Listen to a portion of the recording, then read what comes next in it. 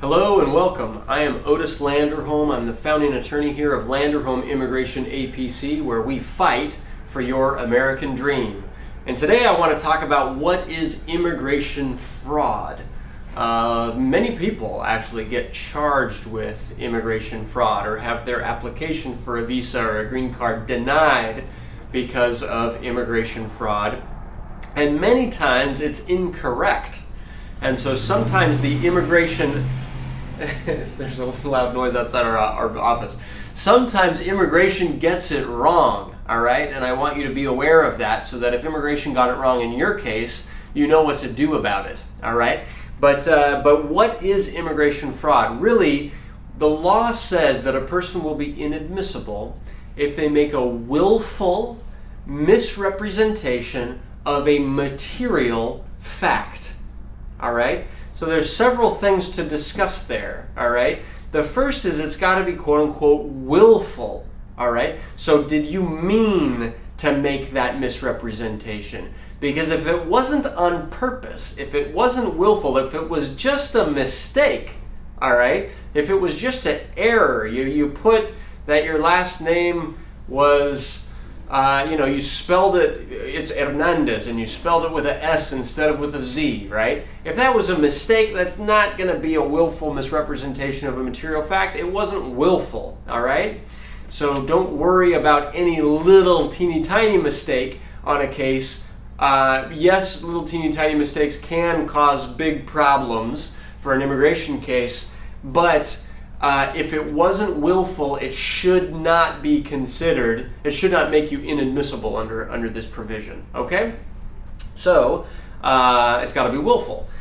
The second is it's got to be, it's got to be a misrepresentation. So it's a willful misrepresentation of a material fact. So the word misrepresentation, it's actually got to be false, all right? If it's willful but you told the truth, all right, and maybe you told the truth but just in the wrong place or something, that's not necessarily a misrepresentation at all, right? So in order to be found to have immigration fraud, there actually has to be a lie in there, or a mistruth in there, or a deceit in there somewhere. You've got to be misrepresenting something, all right? Then of the last part, it's got to be of a quote-unquote material fact, all right? If you were to misrepresent to immigration officers that, your shoes on the day that you entered the United States were brown when in fact they were blue, right? Like, that is not a material fact, and that does not matter at all. And so it would not cause any issue for your being admissible or not, okay? I'm trying to think of some crazy scenario where the shoe color of a person might actually be relevant. The point is like, if you're lying about something, in order for that lie to make you inadmissible, to cause a problem for your case, it's got to be about something that's material, all right? And the question that immigration always goes to as to materiality, as to whether or not it's actually material or not, is does it block off, does it close off a line of inquiry for the immigration officer to sort of be going down a path of questions that might lead to something that they really, need to know the answer to, all right? So if you lied saying that you'd never been arrested when really you were arrested once, right? That's material, all right? And that, because they want to know about that, right? It matters for the overall health of your immigration case, and it matters as to whether or not you're going to be found admissible or not. All right?